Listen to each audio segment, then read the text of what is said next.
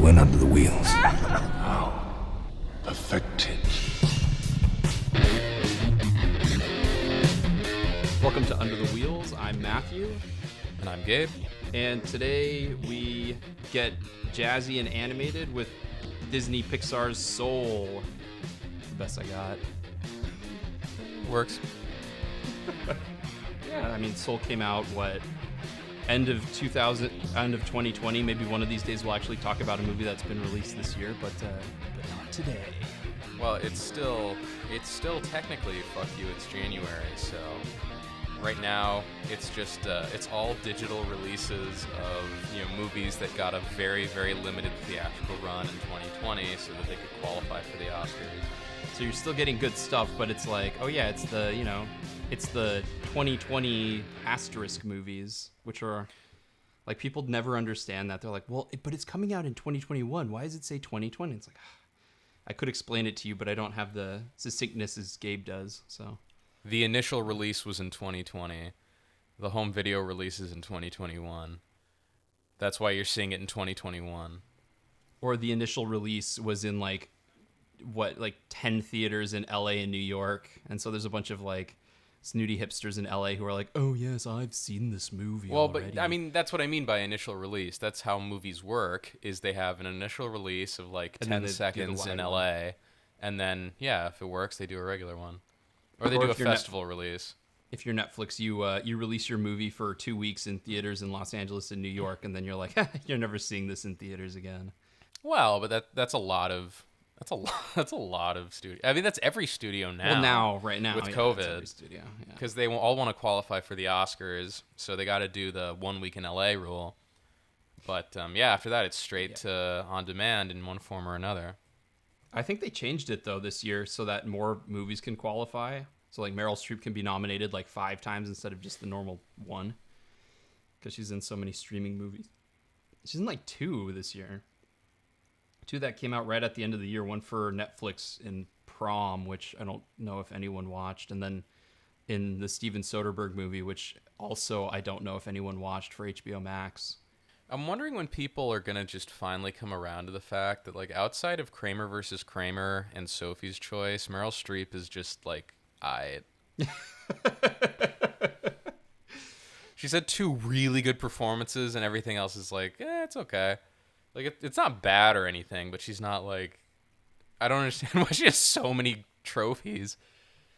I always think about the Vanessa Kirby movie that you watched that I can never remember the name of. Pieces of a Woman. Pieces of a Woman, yeah. I'm the portrait of a woman that's in pieces that may or may not be on fire in blue. But in your review, and even in the on the episode, you say that people will remember the histrionics of it, and I was like, I've heard that word, I've never looked it up, and I feel a lot of the time people love Meryl Streep because of some of her histrionics in some of her movies, kind of how Al Pacino, everyone's like, oh, I love Al Pacino because he just chews scenery the whole time, and it's Meryl Streep's not that bad, but anytime it's oh, this is a performance worth watching, it's oh, you mean Julia, where she's just hamming it up the entire movie? I mean, that's the thing. She's not it's not histrionic in the sense of screaming and crying histrionic, which is what the Academy usually goes for. Right. But I guess it's reverse histrionics, where it's really over the top, happy all the time. Yeah, or with The Devil Wears Prada, I think the big thing was oh my god, look at how accurately she's portraying this complete asshole. But at the same time, look at this one scene that makes me relate to her. And then at the end of the movie, she smiles, which she hasn't done the rest of the movie. Give her gold. All right, guys. All right, let's calm down. Well, and you contrast that with Glenn Close, who's clearly at this point just desperately trying to win an Academy Award any way she can, but approaches it from so many different ways. Wasn't there one movie that she almost won an Oscar for, where she played a dude? And yeah, I was thinking about that, and I was like, you know what? That makes sense. It's a smart move by Glenn Close. Albert Nobbs, I think. Yeah. Oh, Lord. They have knob in the title. What was it? There was a movie where Linda Linda Hunt played a man, so it's not like sometimes they'll use it to be like, oh, or I guess the easy go-to person is Tilda Swinton. Like in half the movies she's in, she's playing a man. So it's like, all right, Glenn Close, I see what you're trying to do. You're trying to do the whole Eddie Redmayne thing where you go for the most like, this is going to be a challenging role because I'm not actually one, but if we actually hired someone who was one, we wouldn't pay it any mind kind of role. You know what's kind of fucked up? Modern Family is that, it is a show, and it's an okay show. There's a gay couple in it, and one of the characters, the actor, is actually gay in real life. The other one, the actor, is straight in real life. They're both, funny, but the one that's straight in real life, like, won an ungodly number of Emmys in a row, while the one who's gay in real life never got nominated. And it's like, is this like some weird, subtle prejudice going on, or what? Like, okay, yeah. Like if I put on blackface and play Malcolm X. Actually, no, my skin tone's not far from Malcolm X. Yeah, no, I was gonna say it's not. That wouldn't be okay. I play Jim Brown. Okay. Like, would I have? Does that mean my odds of winning a trophy are better than an actual black person? Because no. I have to take a greater leap. Is that how they think about this stuff? No, it would be well, okay, so kind of, because don't forget Robert Downey Jr. was nominated for Tropic Thunder. That's true. But I think what's kind of puzzling and upsetting is that, like, I appreciate Modern Family because they did a lot of things good, they did a lot of things bad, but the straight guy who plays the gay guy plays the gay character almost as a caricature of a gay man in the first couple seasons. Yeah. And then they add in a lot of other things that make it, that are like, oh, I wouldn't have thought of that. Like he ends up becoming like a football coach and things like that. And it might have always been there, but like, he's like, oh yeah, like he's kind of like the stereotype of like a somewhat effeminate gay man. And then, the actual gay man, he become like, they let him, he relaxes more into his role as the series goes on, but it's almost like, Emmys, what are you trying to tell us? Like, you want us to make sure that every gay person is just like a reined in stereotype? Like, is that what you prefer as opposed to like, a nuanced performance in my comedies? I don't know. I don't know. I mean, they might as well just, if that's the message they're trying to send, they might as well give, best late night talk show to James Corden every year for playing an effeminate gay man on TV when he's straight in real life. When he's, quote, straight, unquote, in real life. It's like, oh, hey, James, your beard's coming in really well. I don't have a beard. Anyway.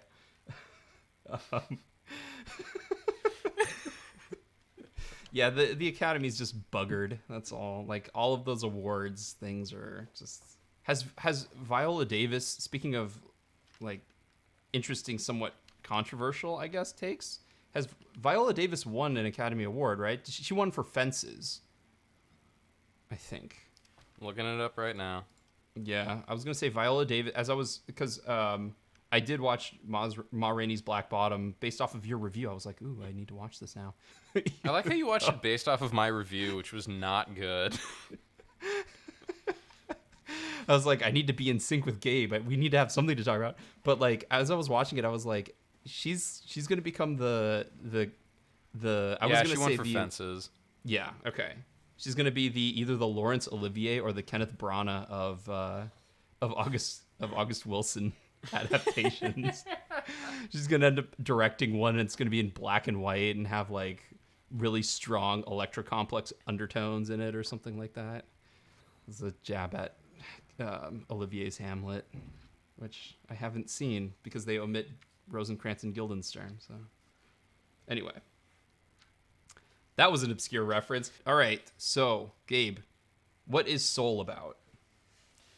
Okay, Soul is about a sad middle-aged man who wants to be a jazz musician, but struggling to make it because it's hard to be a musician, especially a jazz musician, because no one listens to jazz anymore. So he teaches music, which he's kind of whatever about. And then he gets the opportunity of a lifetime to play this gig with like a jazz musician he really admires. And he falls into an open manhole and dies in maybe the weirdest death sequence in any cartoon ever.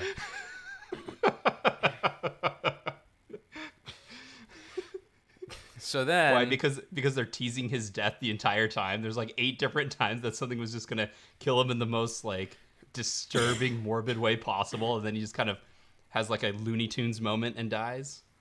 Well, we'll get into this in a minute because I think there's some very deep reasons why it's weird. Okay. So anyway, he is now like this little soul sprite detached from his body. And he goes to a secular abstraction of the afterlife, where he attempts to get back to his body and ends up in the before life world where like little sprites are given an identity essentially before being plopped into a body on Earth. And he is chosen as a mentor for an incredibly troublesome little sprite played by Tina Fey, who refuses to go to Earth for any reason whatsoever. And they kind of strike a deal where he's like, if you help me get back to my body, I will help you continue to stall out and not have to come to Earth. And, they go on this big adventure where they learn about existentialism and stuff. And yeah.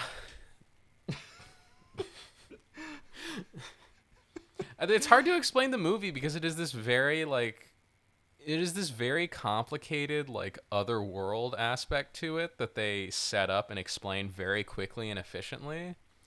Mm-hmm. But that is really hard to describe just in words. Like you have to just watch it to understand what the fuck I'm talking about. And the other thing too is that like when you describe it, it stops making sense because it asks more questions than it answers. Whereas if you just watch it, you can sort of be swept up in what's happening and not think too much about it. Yeah, I would agree with that. I was going to say they go to the Soul Realm, and then all of a sudden we get a bunch of hits for people who love Bleach. Like, the Soul Realm? Oh my gosh. Bring out your Zangetsu. Does anyone love Bleach? I thought that thing turned to shit, and everyone's like, universally, just across the board, Bleach sucks now. It's getting like it's getting a revival. They're gonna do the last story arc, which tied everything together with a giant asterisk because it did, and it did a bad job of it. Apparently, I don't know. Again, I haven't actually read it past like I don't know. You know what had the best? You know which one of these like overblown Japanese comic books about the Soul World had the best ending?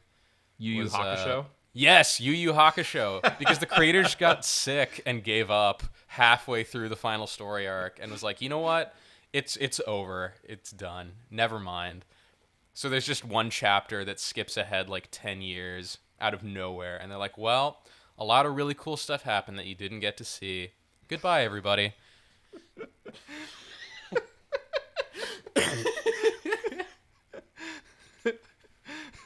Darn it. I hate it when health issues get in the way of my manga that the Japanese publishing companies demand these people like put out something every week and destroy their whole body function and lives over making. I feel bad for manga artists and various things because it's just like such a thankless job. Like we make fun of One Piece all the time, but I think that guy's just like when you describe Tom Brady, how they just like put him in a bunker and he's just like staring at a wall and thinking about football, and then they take him out and he acts all crazy for 3 hours at a time every Sunday. I figure that's the guy who does One Piece. He's just sitting in a room like drawing One Piece, and every time they have to like do a quick press conference, they like dope him up, bring him out so he can say one or two things quickly and throw him back in the room. Get back to work, art monkey. Snap the whip. He's like, I've got everything planned for like 50 years from now. Anyway, Soul. I mean, looking at One Piece, it's very clear that Ichiro Oda is completely insane and has had a full psychotic break like 10 years ago, and that it's just like no one's bothered to treat it. He like actively believes that when he's drawing, his limbs are like extending out like Mr. Fantastic, just like drawing a bunch of shit. I'm like, Jesus Christ. So anyway, yeah. So what do you want to talk about on Seoul first? Because there's a lot of places we could go, and I'm just not quite sure where to steer the conversation. All right, well, let's start off with why his death is weird. Yes, let's do it. So the animation in this movie is ugly as hell, but also really well done. Wait, let me asterisk that, because the real world looks like all of the art design of the real world is questionable to horrendous. It's horrendous. I would say. Imagine cartoon characters with exaggerated proportions like the Incredibles. Imagine Mr. Incredible and his boss from the insurance company, but like hyper super duper realistic. And everything in the world is hyper realistic, and everything they touch is super duper realistic. Now you can probably imagine how fucking disturbing that is. Here's where like I run into conflict with it. I think it's more of a character design thing, because you look at the Incredibles, and even when they did the Incredibles 2, like the upscaling of textures and the advancements that they've made visually still didn't get in the way of the characters looking appealing. But here's why, right? They're like, oh, let's do like an up-resed version of the Incredibles, not like, let's give Jack realistic human skin, you know? Well, no, but they did give him they gave everyone like realistic texture, and it's not a texture issue. I think it's a design issue, because like the main character in Seoul, even if you see like a hand drawing of him, it would still probably not look appealing at all, because he looks like his face is the shape of a vase, and like his eyes are like really small and really close together, and the way that they exaggerated him, and the cat too, like how it's very hard to make a cat look ugly. And they made this cat look really, really horrible. I disagree. I think the character models are very much in line with Pixar's sort of house style. It's just they went so hard on the photorealism with Soul that it looks really disturbing. Like the graphical fidelity of The Incredibles 2 is obviously really, really high compared to the first one. But everything is still cartoonish. It's just HD cartoon-ish. Mm-hmm. Whereas, like, with Soul, it seems more like, it's like a Naughty Dog game where it's like, we need this saxophone to, like, look so real that you can reach into the screen and touch it, and then we'll have, like, a walking, talking gourd play it,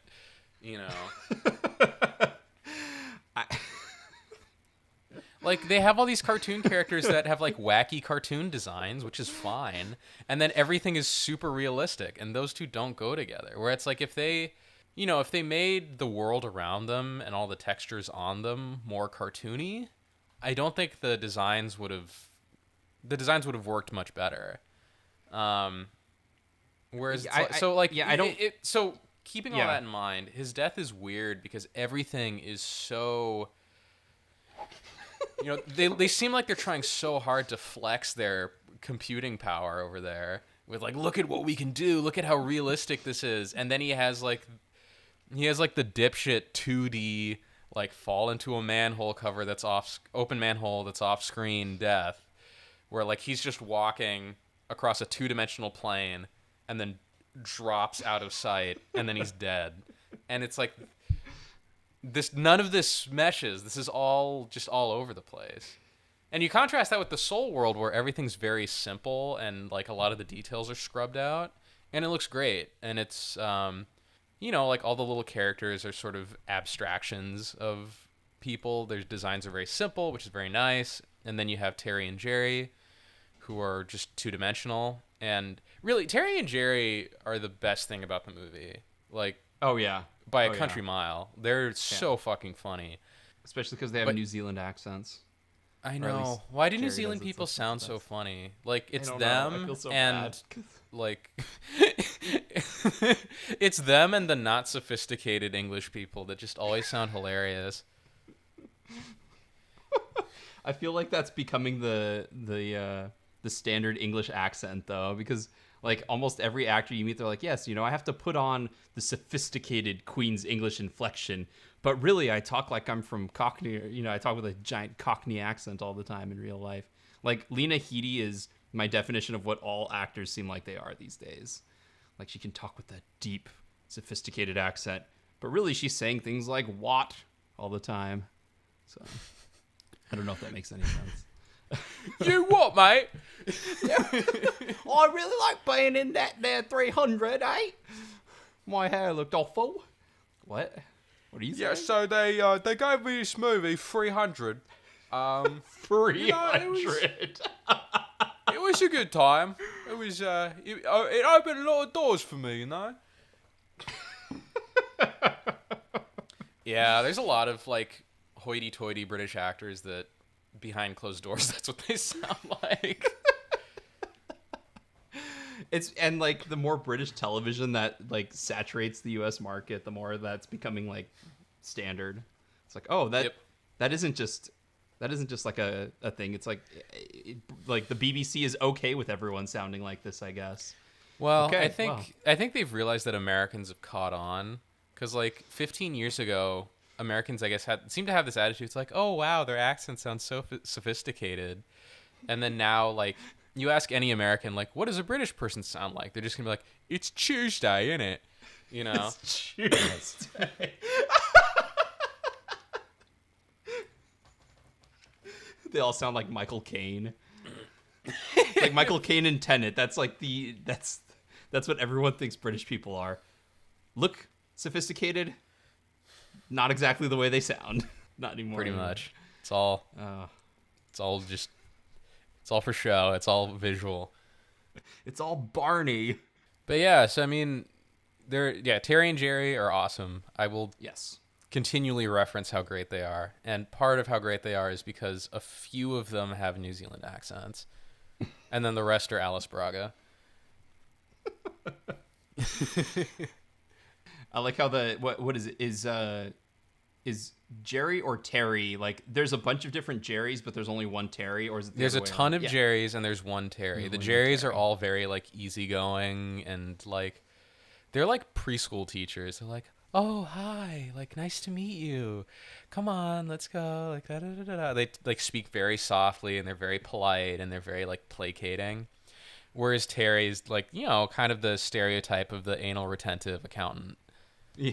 And I always thought this mistake reaches out. I know. I found it so funny where Joe, the main character, Jamie Foxx, does not go to the afterlife and jumps off the train or whatever. So Terry freaks out because there's like, there's a soul missing. So he's like, it's like, I will find you. I'll find you. I swear to God. And then he just disappears for like half the movie. And then half the movie goes by. And then he's still like going through filing cabinets. He's like, aha, I have it. And then he's back in. But like a lot of the best animation in the entire movie is also for Terry and Jerry because they're two-dimensional and do a lot of like neat shape-shifting stuff. Like I think my single favorite visual moment in the entire movie is, you got third act turning point. Our hero is at his lowest. He's been captured by Terry and basically his life's all fucked up. He hasn't been captured by Terry. 22 Tina Fey's character. Brought back. Yeah, she's depressed now, I guess. And then Joe is like, I feel disappointed or something. He's all mixed up about stuff, so he has to go help out 22 again. Mm-hmm. Meanwhile, Terry demands that he receive an award for fixing this problem that no one cared about but him. And then when he's accepting the award, he like has this trophy, and then his little tail turns into stairs, which he then walks up to like elevate himself slightly. It's only like 3 stairs to give this speech, and it's such a funny little thing where he just like turns into stairs and walks up himself to like give an acceptance speech. So when I watched the movie, I think I was the only person that was continually laughing my ass off at Jerry and Terry, because like the whole concept is like, oh, we've made ourselves easier to like, we're these abstract notions, these abstract beings. But we've made ourselves change appearance to make it more palatable for like humans to digest. And it's like their version of looking more palatable is to turn into abstract objects. Like, oh, okay. And then like the way they move and everything.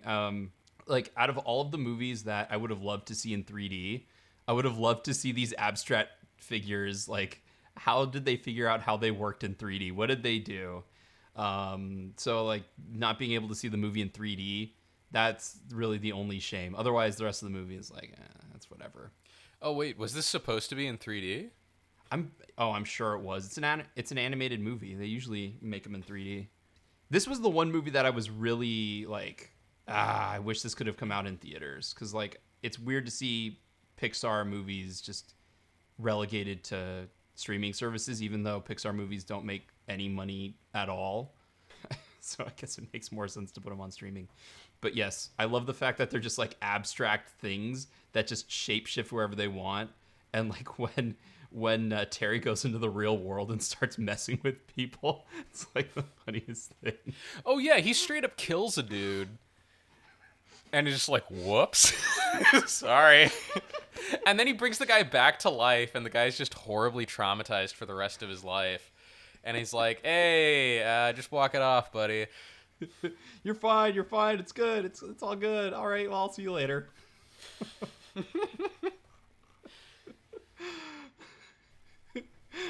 I'm just looking at some of these abstractions with like their eyes are on one side as they have this like sliver of a mouth.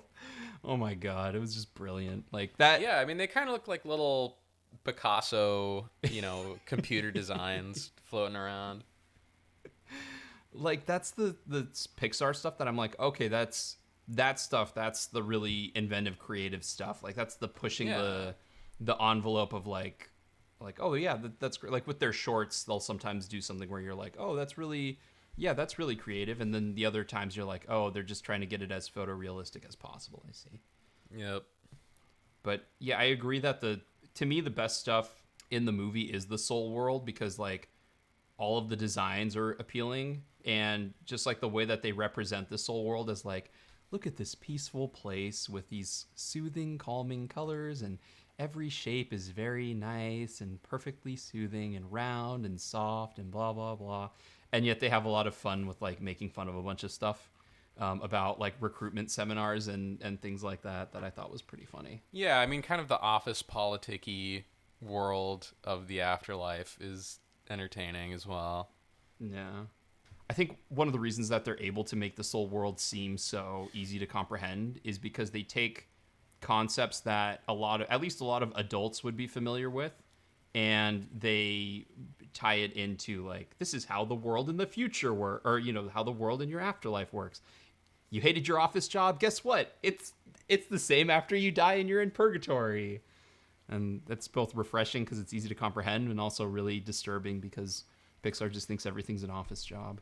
It turns out the soul-crushing world of the corporate office is literally what God intended.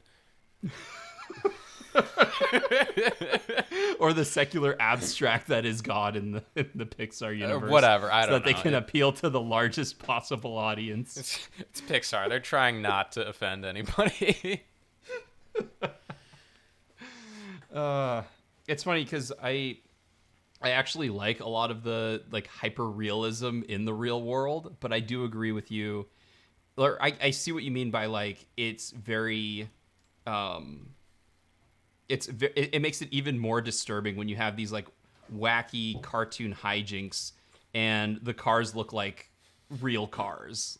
And so like Yeah. if he gets hit by a car, you don't imagine like, oh, he got flatlined and he's just, like a pancake on the floor. It's like, our cartoony CG character gets hit by a car and all of a sudden he explodes into like a giant burst of blood and chunky parts. Like all It's like, imagine watching hyper-realistically Fast and the rendered. Furious and Vin Diesel runs through a wall, but it's just like it's like when Wile E. Coyote runs through a wall, and it's just like a perfectly Vin shaped Diesel. cutout in the wall with no rubble or anything. It's just like bam, it just pops. Like a caricature of Vin Diesel. Like that's what runs that's through a like wall. that's how it feels watching the human world in Seoul. I think they do that to make sure that there's like a really strong contrast between the hyper cartoony Soul world and the real world. Which You know I what don't else is a know really if they strong needed to do. contrast that would make up for lighting? it? No. What? That in the human world, everyone's a human. In the soul Mm-hmm. world, everyone's a blue ball. Yeah, and the whole thing is tinted all like blue and purple. I feel like that's contrast enough. You don't need to go any further than that. Yeah, and it's you didn't see Inside Out, did you? Nope. Okay, so it's the same director from Inside Out, and I feel like they borrow a lot of similar principles in kind of like how they represent the world. They make a couple of tweaks here and there, but like it was a similar thing of, the Inside Out world looked like like Inside the Mind looked like early Pixar movies, and then the outside world they tried to render as realistically as possible, and they do all of the like subtle mood changes where the world gets more desaturated the more depressed the main character gets and things like that. And so like this is that, but like cranked up to an insane degree because the souls look even more cartoony and the real world looks even more realistic with like real camera and look at that diffused light and the jazz scenes and things like that. But I think it makes it interesting when they do kind of hit those creative peaks or those like pure inspiration moments when like the world is flowing together as one and like the soul world meets the real world. I don't know. I thought they did that really well where they're kind of combining the two visual styles, but I don't know. What did you think about that? What Did do I you throw mean? off completely? So Yeah, a every little now bit. and then, yeah. So every now and then, our hero. Oh, you're talking about like when he gets into the zone, Yes, yeah. but not the zone that contains the room, the other zone.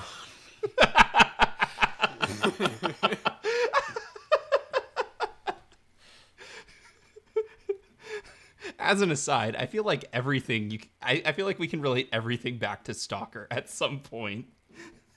Anyway, yes, getting into the zone. Hot take: Soul is just Stalker, but not as good. Hot take: anything that has two worlds is just Stalker, but not as good. And the manhole is the meat grinder. 22's right behind him, like, you go first. You go first. He's like, I mean, yeah, like when he gets into the zone and he's like, oh yeah, I'm really feeling this piano. I just thought of La La Land at the end, and it's like, oh, this is like La La Land. This is like that other movie that I saw. So I wasn't really like, I didn't have any strong feelings about it either way. okay, all right. Another movie about jazz directed by a white guy. Anyway. I mean, that there's nothing wrong with that necessarily. Yeah, especially when, like, on the other side you have Ma Rainey's Black Bottom. It's like, you could have done something with that, but you chose not to. So, I was thinking about that, too, when I was watching Ma Rainey's Black Bottom. I was like, huh. It's funny that, like, with things like Soul and, like, Damien Chazelle and things like that, where they're like, oh, we want to, we're trying to keep it alive, people. Anyway, for some reason.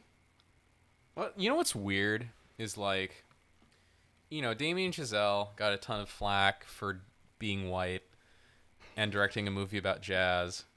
But it's like, it's weird because you don't really see any movies made by black people about jazz. I feel like black culture's moved on. They're like, jazz is the past. We're on to something new. Yeah. Jazz is like their shorthand for like But you things still like can't that. make any movies about jazz, Whitey.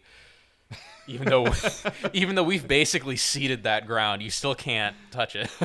Well, I think of like if Beale Street Could Talk and their use of jazz in that, and how like effective that was in putting you in the place, in the moment. Well, but and that they sort of thing. use jazz in it, but it's not about jazz. Right. But that's what I think of when I think of like, black filmmaking and jazz. Whereas like, like with Damien Chazelle, it's like literally a monologue from Ryan Gosling about how he's trying to keep jazz alive, which is then contrasted with a monologue by John Legend where he's like, but jazz is about evolution. And like because the end of The Terminal by Spielberg has to do with jazz, and they're like, this photograph is jazz, and like they go and jazz and like, oh, it's nice, and they're trying to preserve it.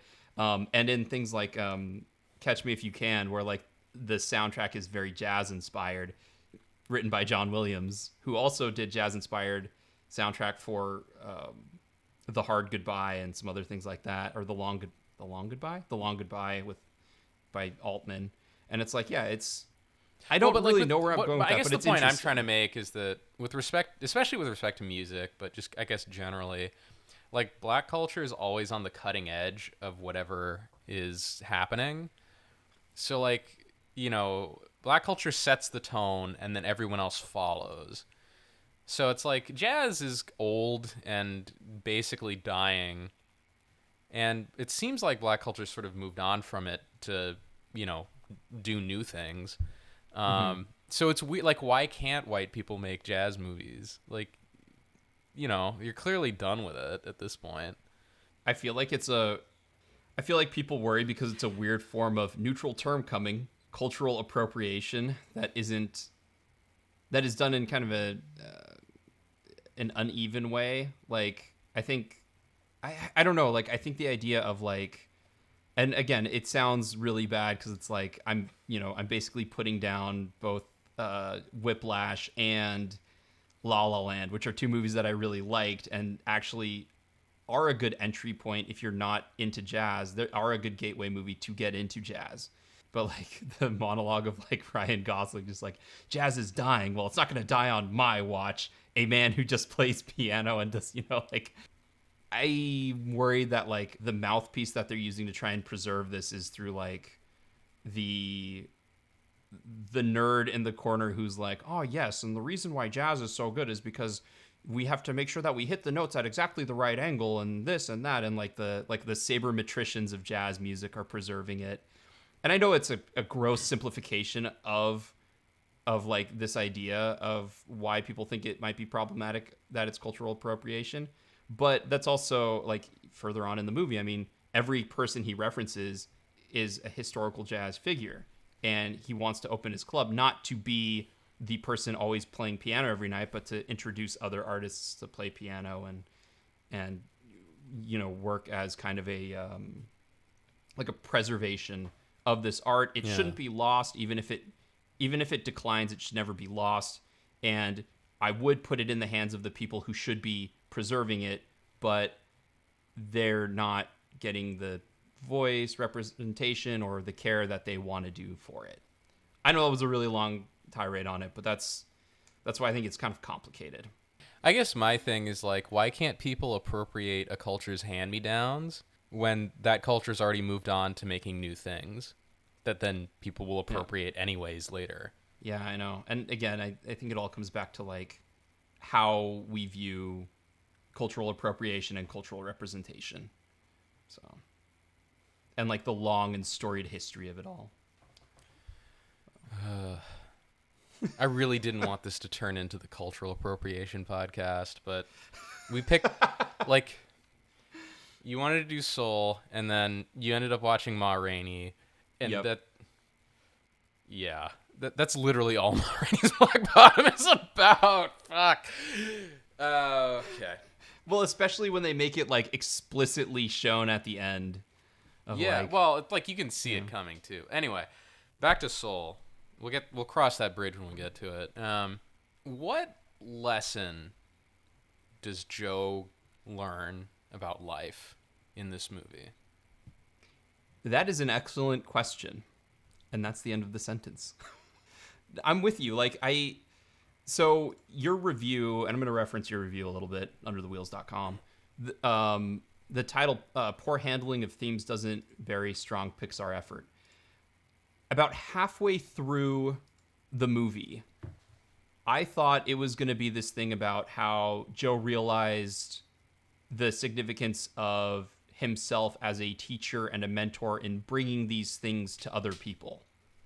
Did you get that feeling? Like, as you were watching the movie, like everyone thought that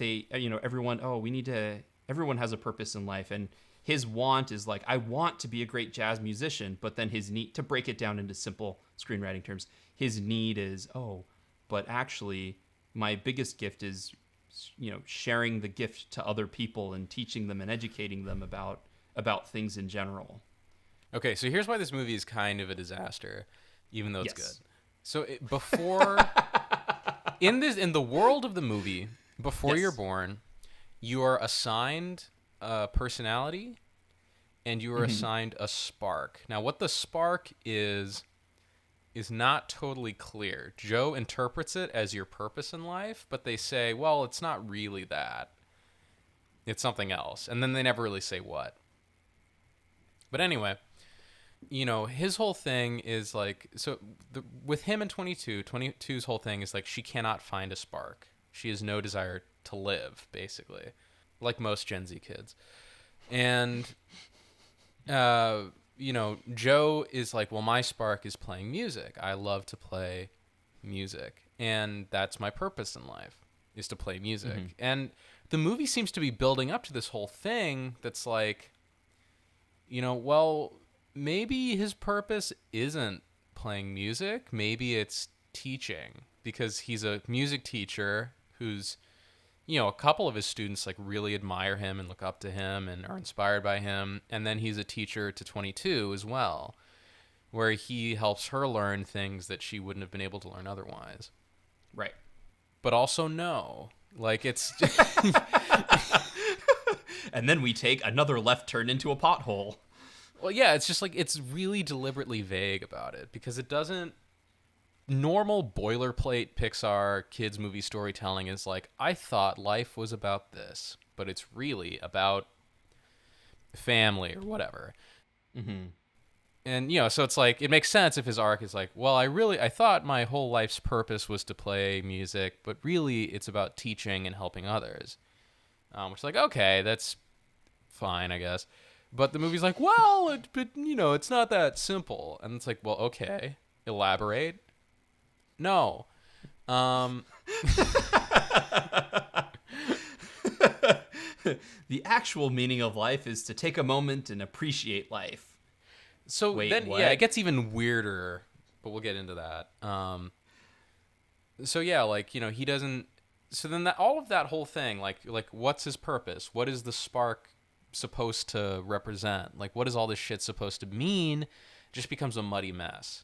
And it gets even muddier when he finally plays his gig with the jazz musician and he gets what he wants, and he's like, he loves it. Like, it's the best moment of his entire life. And then the jazz lady is like, okay, I'll see you tomorrow night. And he's like, what do you mean? It's like, well, we're going to play another show tomorrow. And he's like, oh. And he seems like kind of like, man, like, I kind of am not that excited to play again tomorrow. And like, I thought I would just magically feel better because of tonight. And, she kind of says, like, she gives him the what is water spiel, but like slightly different, how does it go? It's like there's two young fish swimming along, and an older fish swims up to them and says, how's the water, boys? And then the two young fish like look at each other and go, what the fuck is water? She gives him like another version of that, which I'm not entirely sure what it's supposed to mean, other than like, this is life, like, nah. And then, yeah, the movie just kind of, and then like he also saves 22 by, getting into the zone by being like really passionate about music again, which then further like flips it around. It's like, well, okay, maybe it's not teaching, maybe it is music. And then the movie just seems to have no message at all, other than like, enjoy the little things, because that's right. Yeah. And then it gets even weirder because, okay, in order to be on Earth and in order to inhabit a body, you have to have like an Earth pass, basically. Mm-hmm. So, Joe gets back to his body using 22's Earth pass, basically. Right. But he returns to the Soul world when he hears 22 is in distress to help her out and gives her his Earth pass, or gives her Earth pass back. Essentially, so she can be born. And then he's getting ready to go to hell, presumably. And, he's like, I did what I wanted to do. I achieved the biggest goal in my life. I can die happily now. Or die peacefully now, at least. And Jerry comes up to him and is like, well, what you did was really cool, so we're going to bail you out of this movie having any stakes whatsoever and give you a free Earth pass to go back to Earth. And he's like, sweet. And then Jerry's like, so what are you going to do with your life now that you've been through this whole movie and learned all these valuable lessons? And he's like, I'm going to enjoy the little things like seeds falling from trees. And I'm eating moldy bagels. Fucking hell, man. That's what this movie's like adding up to, just like a hour and a half long haiku. Because look, every haiku ever is just some really detailed description of some shit a guy saw, and then like life is fleeting at the end of it. Jamie Foxx wiggling the right thumbstick to find an indicator so he can hit X. Pretty much. So yeah, then he goes back to his body on Earth and is like, has a new outlook on life where he's going to be, I don't know, staring at crumbs on the sidewalk. Anyway. He's going to be sniffing homeless people's farts. Isn't life great? Isn't life great? Wow, I never noticed this before. Like, I'm so glad I can enjoy the little things in life, which I guess is supposed to tie into the beginning where like he's just like go go go go go, and he's like, I'm trying to make my hustle, I'm trying to do my hustle, but my hustle's not working. But and the whole arc of the story is that 22 inhabits his body for like a day, and she's never been to Earth before, so she experiences life with completely fresh eyes and is just amazed and bewildered by it. And when Joe gets his body back, he sort of possesses all her memories, and he's able to see his own life through, fresh, excited eyes. And that's kind of what produces his change of heart. Right. Like that was the moment that clinched it. Not like inspiring that kid to not stop with jazz or like talking to his mom or whatever. Finally, yeah, but it's also just like, then what was 22's spark? Was it just like, just nothing? Just like sitting around and like eating pizza and shit? Yeah, I mean, if I had to think of anything, because the only thing that the Soul world lacked, which we should note right now, is that you don't actually have any sensory input in the Soul world. And so when she finally gets into the real world, she's obsessed with touching and smelling and tasting and just the sensory overload, like, oh, that's my spark to live. And which they leave the spark sort of generic on purpose, like what or just makes vague. us, yeah. Like they don't really let you think too much about what the hell it actually is supposed to be. Right. Also, yeah, I mean, that is an important point. Like, you don't have any sensory capabilities in the Soul world. What's interesting about that is, like, Joe's soul goes into the cat, 22's soul goes into Joe, and they kind of mesh with the physical world in a weird way where, like, Joe experiences everything as a cat. So he has, like, a compulsion to clean himself and things like that. Like, how did 22 go a whole day without, like, ever jerking off? You know what I mean? Like, she's at no point she's ever like middle age. Yeah, she's never like at no point in the entire time that she's in Joe's body, because she doesn't know anything about the real world. So she's like, "Oh, whoa, what's this? Hey!" I mean, it's a kids movie, so obviously you cannot do that. But it's like that's a very obvious thing that I feel like a lot of adults would cross their mind while they're watching, and I feel like Pixar maybe could have worked in like a sly joke that only adults would get to kind of like, hey, get your mind out of the gutter or whatever. But no, they just don't bring it up at all. DreamWorks. Oh my gosh, I love all of this wood here. This is amazing, and it's so firm and stiff. I just need to touch it. No, none of that.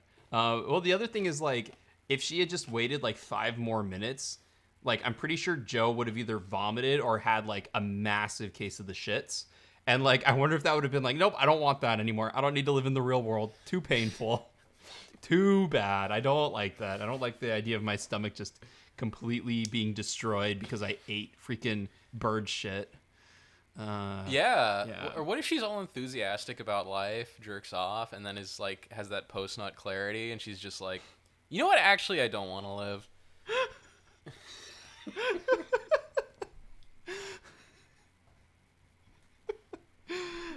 I went to an even darker place of like, she's like, oh, the reason her spark was like the sensory overload and everything. She gets down into the real world and she's like born into a body that like doesn't feel anything, can't smell anything, has no taste buds.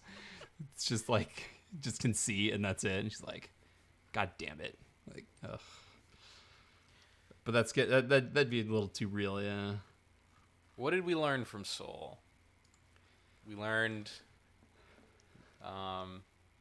New Zealand accents are funny. Which we already knew. Which we already knew. We learned to enjoy the little things in life. Mm-hmm. And not much else. Literally nothing else on the existentialism front. And we learned that wacky cartoon characters should not be playing photorealistic saxophones. Or be afraid of being hit by photorealistic cars. I'll throw one other thing in there that was kind of, the message is kind of like lost in this, is that, 21, they thought that the people who would teach her the best would be these high concept experts, the people who knew the most. When maybe it's just me that I found this in real life, but I think you see it in a lot of sports things. It's like the people who are good or are decent, who have struggled a lot to get to acquire their skills or acquire their knowledge, end up making some of the best teachers because they understand what it takes for the students who are challenging, at least, to learn something. They're like a little bit more relatable. And of course that message is kind of like not really that relevant, aside from the fact that he's just, a jazz teacher, because he doesn't actually teach her anything. Like, his body does, but he doesn't really. But I always thought that was an interesting concept, that like the best coaches aren't necessarily the greatest players who ever lived. They're usually like a couple of tiers down, people who almost didn't make it or made it but never did anything spectacular, but they can help find and bring out the greatness in someone else. I found 22 to be really annoying, and I found her interactions with like famous historical figures to be the most annoying parts of the movie. So I didn't care for any of that stuff. Like every one of those, I'm just like, I liked the idea behind it. It's very, we're gonna put this in a kids movie because the adults are gonna laugh at it. And I like the way that they made the caricatures of the intelligent people. Like, I thought that they looked funny, and I was like, okay, I know exactly who this person is without you needing to say it. I know exactly who this person is. Like, okay, that's good, basic, brief storytelling. I do agree with you. I think 22 is extremely annoying. I even told you before that my least favorite thing is the whole body swap stuff. Maybe it's just a trope that I just don't like very much. Maybe I haven't seen a movie where it's done really well, but like I wouldn't say that this is one of those movies that I was like, yeah, this knocked it out of the park. I felt it was more of like, I was like, oh no, we're going to get this for the next 30 to 45 minutes. Yeah. Yeah. I know it's like super cliche, but all of the people who like work to get in the zone that like, get high or, do that activity where they're twirling the signs and everything like that. And they go to like the Seoul realm and they're on this like 1960s reject ship playing all of the psychedelic music. Like I thought it was like a really easy go-to and a really cheap shot, but I still really appreciated it. It's gotta reach the boomer crowd, but I still thought it was funny. And then like I think the boat like gets blown up or whatever at the end of the movie as they're trying to rescue 22. Yeah, I think they just like the whole boat gets destroyed. It's fun. It was fun. There's a lot of fun things in the movie, I think, but it's all like the fun stuff is all side to the actual spectacle of the movie for a lot of it. So. Was there anything else about Seoul that I was going to comment on? The Trent Reznor score is pretty good. Yeah, it is. It's, again, it sounded a lot more like Daniel Pemberton to me because I was like reminded of Jobs and like, what else? Like, and other Danny Boyle films, Molly's Game and things like that, which is Sorkin, but I think Pemberton did the score. But yeah, the score is solid. Jazz music's pretty good. I guess. I don't know. I think it's funny that Joe has a hat in the spirit world. Yeah. Okay, I'll say this about the ending.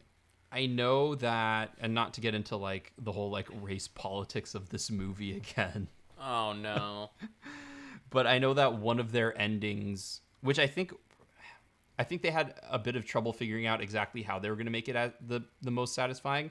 One of the endings was going to be that Joe did ascend the escalator and like was satisfied that his life was complete and like it was going to end there. And I think they might have gotten some pushback from like groups that they brought in to view the movie, like, hey, we want to make sure we're like on the right track. Is this okay? And I think that someone was like, well, they expressed their own particular issues with it. So I don't know, because like the way that the movie wraps up, I think it would have been satisfying if he did get erased from existence, for lack of a better term. Goes up to the staircase and hits the white light, and then the credits.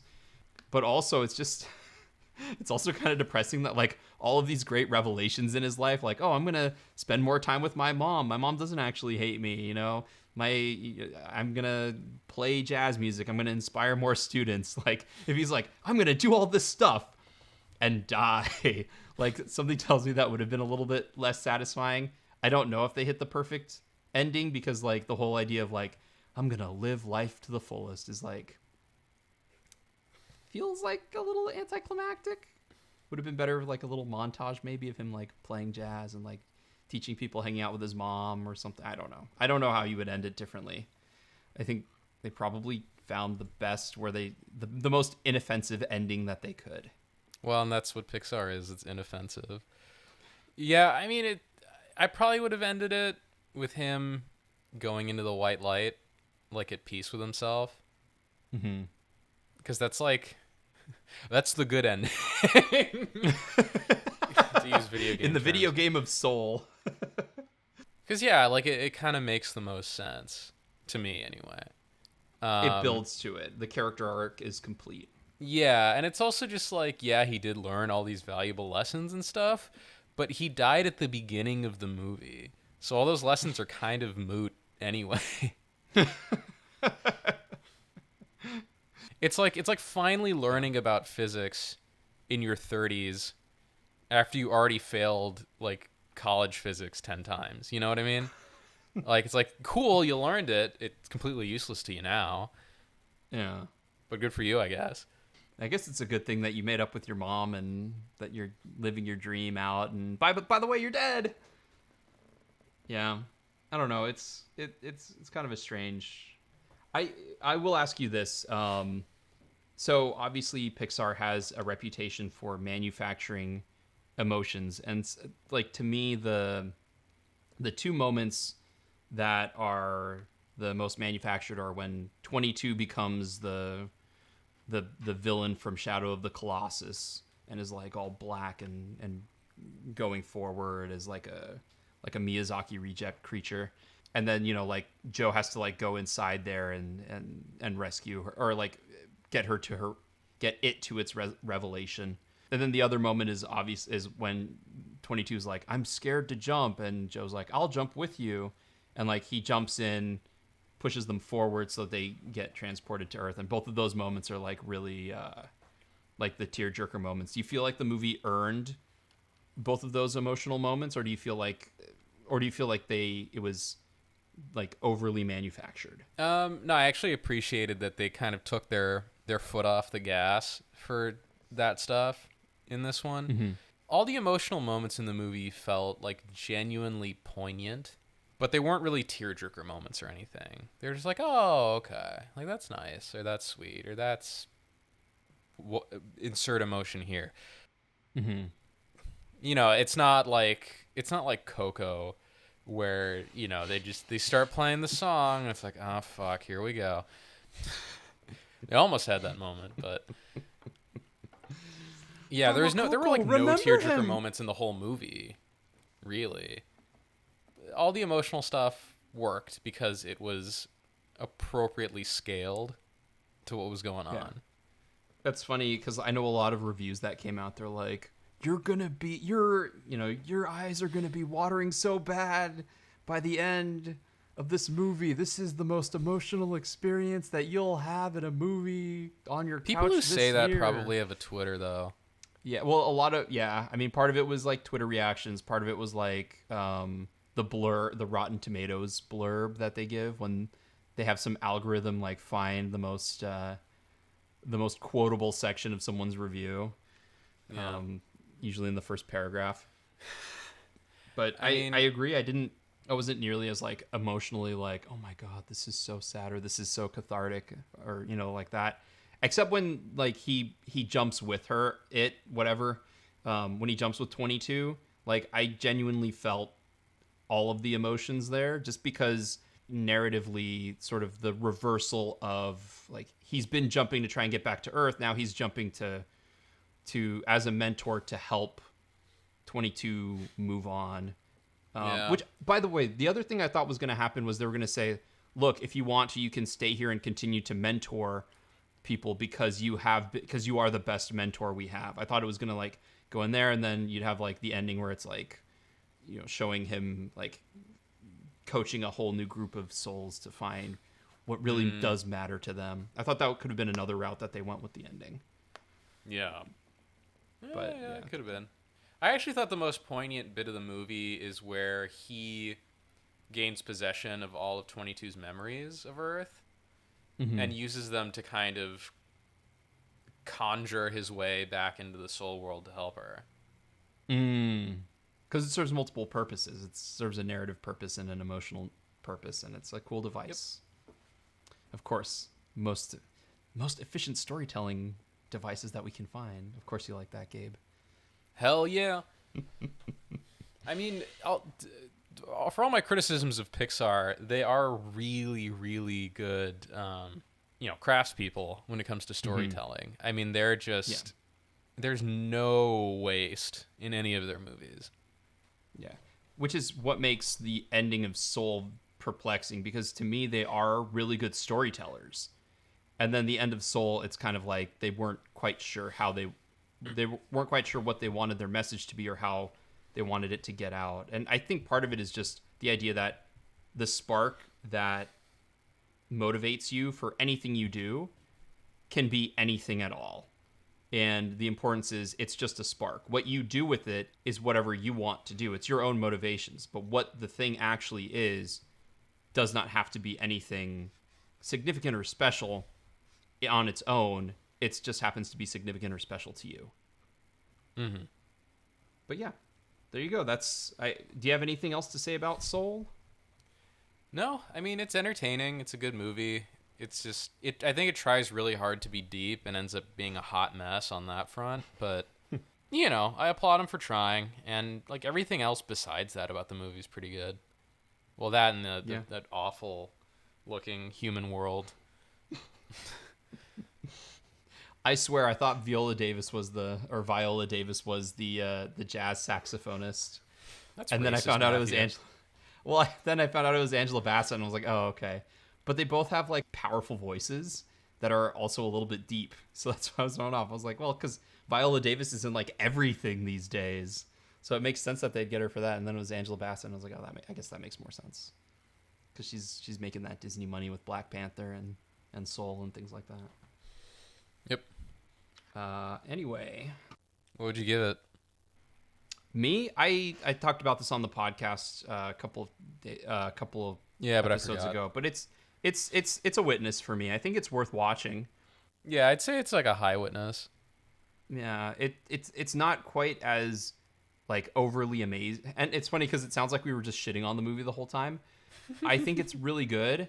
I still feel like there's some weird, like as far as how things happen, there's stuff that I don't love because I don't like the body swap. Excuse me, I don't like the body swap stuff, but I love the sort of abstract imagery. I like the way the Soul world looks. I think the color sense is really good. I actually did grow with the real life stuff, but I never got to the point where I was like, these characters look ugly. Like I never got past that. I always thought the characters were just like very well animated, but very That's ugly also looking. racist, Matthew.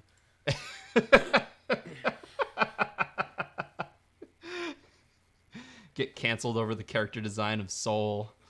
But, you know, overall it's definitely worth a watch. Like most Pixar movies, they're the best at what they do. Wait, so then what do they do if they are the best at it?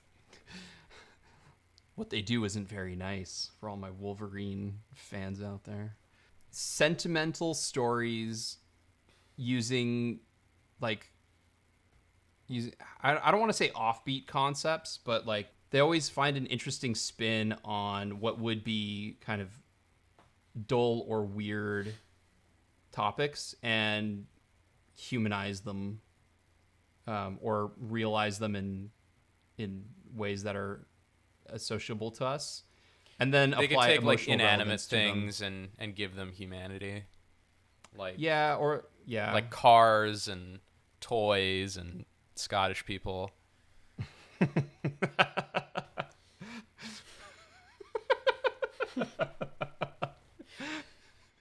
There's a bunch of people in Britain now who are like, yeah. After we just insulted how they talk for like 10 minutes. Don't get too excited, English people. I am Scottish, so I don't like you. But like there was a meme that came out a while ago when Inside Out came out. Like, what if toys had feelings? What if monsters had feelings? What if cars had feelings? What if Scottish people had feelings? And then what if feelings had feelings? And it was like, oh, so that's part of what Pixar does.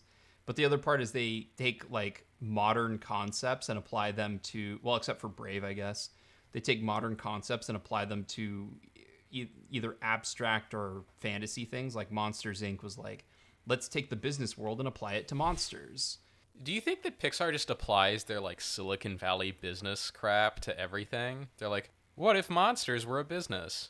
What if the afterlife was a business? What if your the human mind was a business? business? What if superheroes were a business? The Incredibles is like the one like super outlier. Well, and also Toy Story, because Toy Story they're not like what. Well, I guess I think even Toy everything Story, everything like, Brad we have a Bird job. does seems to be an outlier. Yeah, but like even Toy Story, they're like, we have a job on this planet. Our life's mission is to play with kids. Like That's not weird at all coming from Hollywood.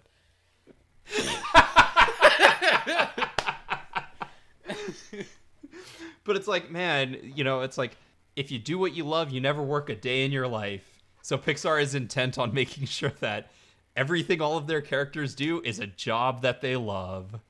But yeah, and then there's The Incredibles, which is just like Brad Bird likes superheroes and Watchmen and cartoons and violence. Let's make something for the kids or for the preteen boys, and adults will love it too.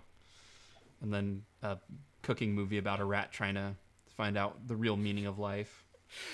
What if cooking had emotions? The Incredibles is just some people are born great and some people aren't. Get over it. Ratatouille to a lesser extent. Some people are born to cook. And then there's Linguini, who was literally born from a chef, who can't. I know he literally has the genes of the greatest chef in all of France, and he can't cook. But the rat is a genius. The rat with this super sensitive palate. It's like, look, guys, just because you have a sensitive palate or just because you have a sensitive this does not mean that you're useless. And it does not mean that you're just there to check to see if food is poisoned. I don't know. Ratatouille is still probably my favorite Pixar movie. It's one of the best ones for sure. Yeah. It's also where they started using like that really nice soft diffuse lighting. Obviously they had it for a purpose in that. It was just like, isn't France romantic? Isn't Paris romantic? We're going to make it look like all of those movies that took place in France where it's all hazy and everything like that. And so I appreciate it for that. And also like every single thing in that movie feels very intentional. Like every single choice was like, yes, we like when Remy enters the kitchen, everything's shot from his point of view. So it's all low angles. And then eventually he and Linguini start seeing eye to eye. And so then they're always framed like almost even the whole time. So yeah, Ratatouille's awesome. Soul's good too. Yeah. It's one of the better ones in recent years. It's one of the ones that feels more genuine, I think. I mean, I know for you, you're not a huge fan of Coco. I still really like Coco. I think that I oppose you in that I think that the emotion when it's like when he's trying to have the grandmother remember her father, I think that they do a good job of building up to that. But there's other things like Onward I enjoy, but feels very calculated in how it's executed. What else did they come out with recently? Toy Story 4 also feels very calculated in how they want it to and how they wanted the things to come out. Like the emotional I don't think the relevance fourth of entry in that any franchise could be anything but calculated. Well, it came out like almost longer than Toy Story 3 took to come out. Let's see, the fourth entry in any franchise. Yeah, because you look at episode 1, you look at An Unexpected Journey, and then of course there's Lethal Weapon 4, Ip Man 4 when Ip Man 4 finally comes out. Yeah, they did an Ip Man 4. It's already out. Oh, they should have stopped. And I'm sure it's incredibly 2. calculated. What do we need to see in this movie? We need Donnie Yen fighting. We need... Nope, that's it. Pro-communist all we need. propaganda. We need a random Bruce Lee reference that doesn't fit the timeline of any of the movies. We need to have English colonists get their ass beaten back to England so we can take over Hong Kong. We need... Yeah, I've never seen any of the Ip Man movies. I just know people love them. They're pretty good. I mean, they're, they got good, like, kung fu fighting and shit. The stories are not special or in any way.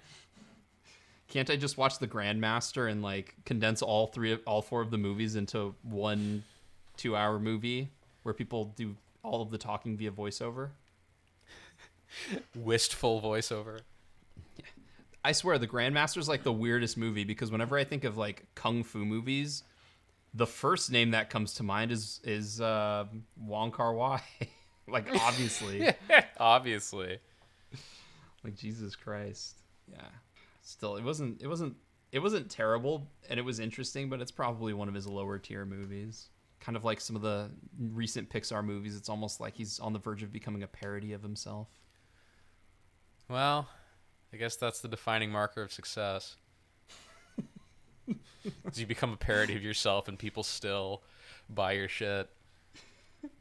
That's what one of the reviews I read for the Darjeeling Limited was like, has Wes Anderson become a parody of himself? I was like, hey, that's... Whoever wrote that had no idea how much of a parody he was about to become. You have to start somewhere. The train of the Darjeeling Limited was obviously the first. What do you think of Wes Anderson's movies? I don't know if I've ever asked you this. No, we've talked about this before. I like Wes Anderson a lot, and the Darjeeling Limited is my favorite movie of his. Is it? Yep. Wow. Okay, didn't see that coming. All right, that was Soul. My name is Matthew. And I'm Gabe. And you've just been Under the Wheels.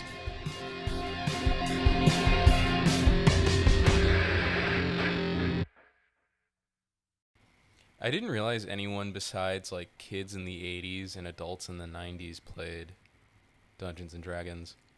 There's like a bunch of 50-year-olds who play it now. It actually went through a huge resurgence, partially due to COVID, but also there's like a handful of things that have occurred over the last like 3 or 4 years that have made gaming super popular. So, and then with like, with the everyone being inside all day, they're like, oh, this is a good time to start playing Dungeons and Dragons. So they couldn't get graphics cards, so they did the next best thing. They bought player manuals. So. You don't need the frickin' NVIDIA like $1,000 graphics card. Well, instead of doing online gaming and Twitch streaming, they couldn't find anything like that. So they're like, okay, well, instead of video gaming, I'll do the next best thing. I'll contact people and have like casual conversations while we play games, as opposed to completely toxic messes. Yeah. 'Cause online gaming, it's like, you get like that like 10-year-old who's like, "Oh, you're so gay," and it's like actual gay man on the other side of things. Like, well, yes, I am, but I don't see what that has to do with my playing. So, if I am indeed a homosexual as you described, then why did I have relations with your mother last night?